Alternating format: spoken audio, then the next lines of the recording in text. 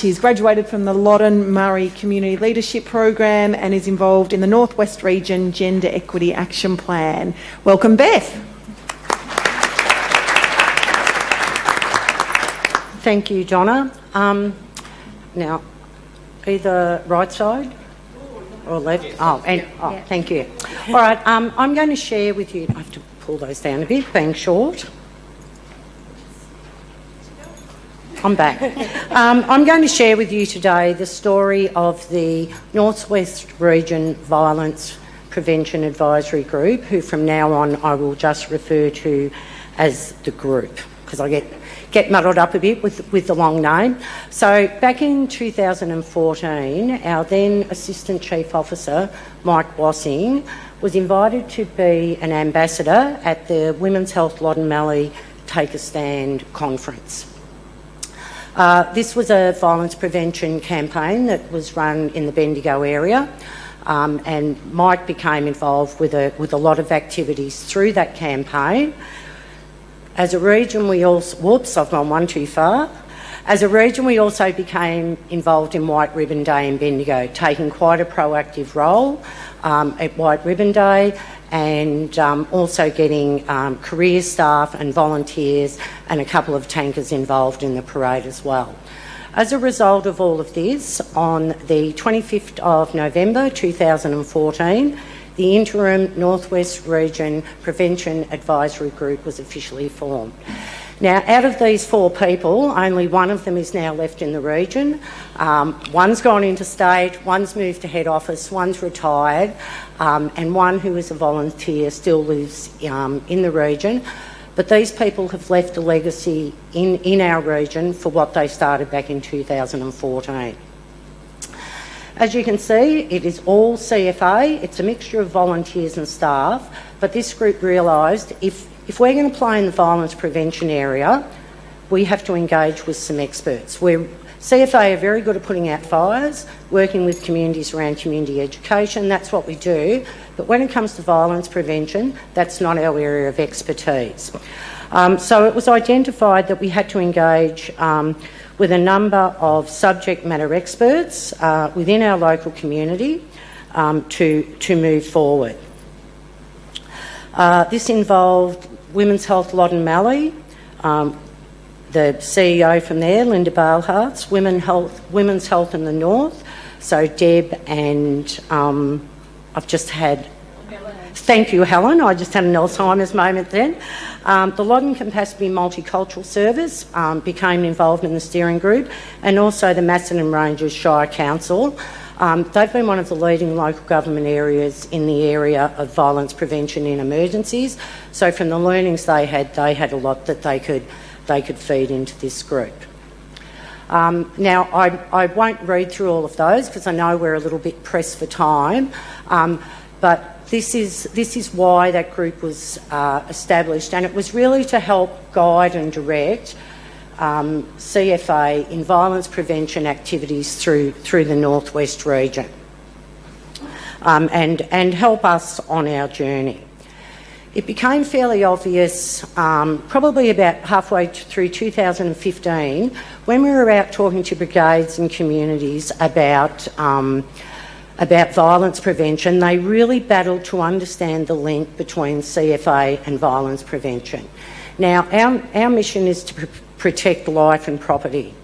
Playing in the violence prevention space is about protecting life. So it was a really clear fit, but it took a while for people to understand that. So we actually turned it around, and the group has now become the Gender Equity Advisory Group.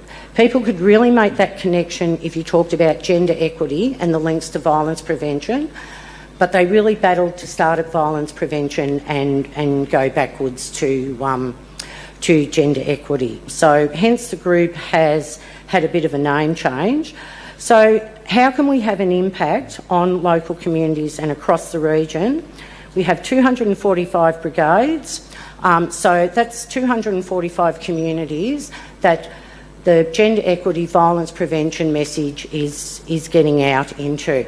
Now, out of the group, we ended up developing a Gender Equity Action Plan, which is a guiding document. It's not telling us what to do and how we should do it, but it's a very strategic document showing some of the initiatives we can move forward with. Now, the next few slides I can go through really quickly of just some of the initiatives we've done. International Women's Day has become quite a big event for us right across the region, and here you can see we've partnered with other emergency services. So that was a really good mix that year of all the different emergency services, volunteer and career as well. That was a volunteer who was impacted on Black Saturday. She shared her story, which was amazing. We did some work in Macedon Ranges after the Lansfield fire. I'm getting told to move on. Kahuna the next year. There's our OM up there getting that violence prevention message out. One of the other things we did bystander training with all of our staff. So in the Mildura, Kerrang, Bendigo, Melton, we did bystander training with all the staff. We also did some with brigades and at a group level. We did an amazing roadshow,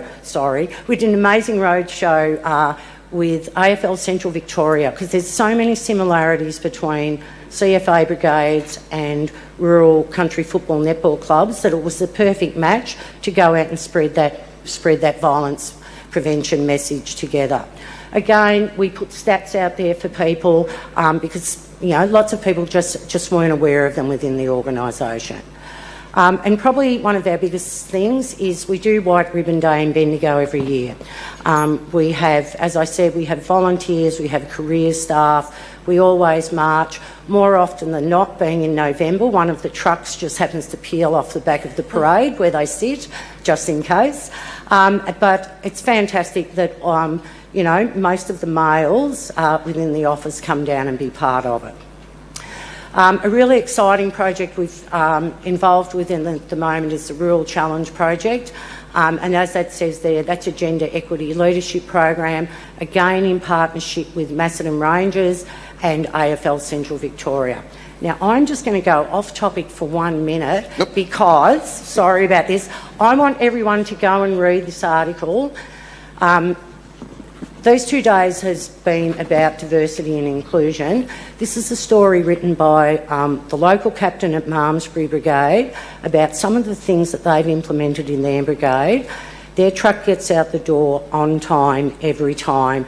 They have a fantastic percentage of young people. They have a fantastic percentage of women.